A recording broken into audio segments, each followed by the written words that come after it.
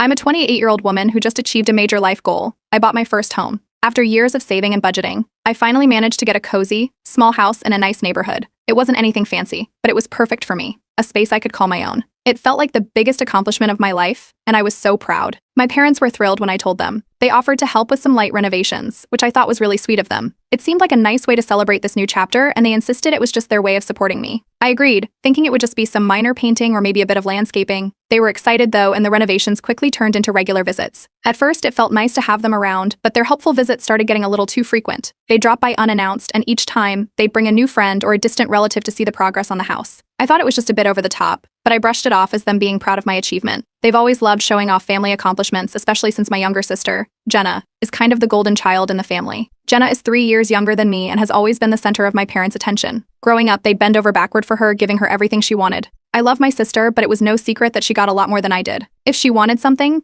they'd make it happen. And recently, she got engaged to her boyfriend, who also seems to like the finer things in life. She's been planning a wedding fit for royalty, except she doesn't have a budget to match.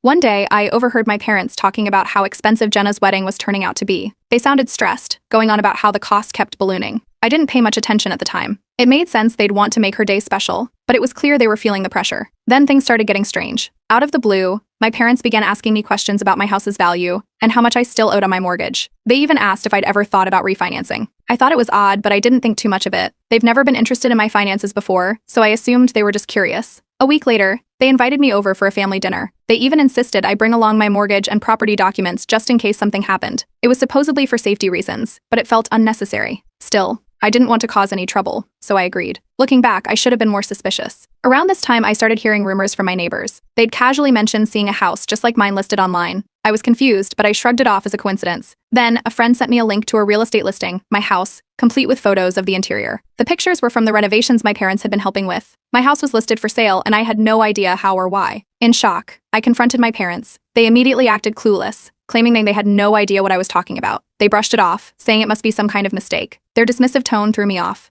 This was serious, and they barely reacted. It felt like they weren't telling me something, but I couldn't put my finger on it. Then a few days later, my bank called. They wanted to confirm a recent inquiry on my mortgage status, an inquiry made by an authorized family member. I hadn't authorized anyone to access my mortgage information, so this was news to me.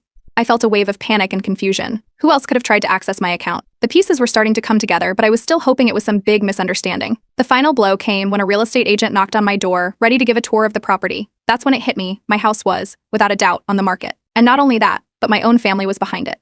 They'd gone behind my back to list my home, using the guise of renovation help to get access to the property and take the photos they needed. Standing in my living room with a real estate agent I'd never met, I felt a mixture of betrayal and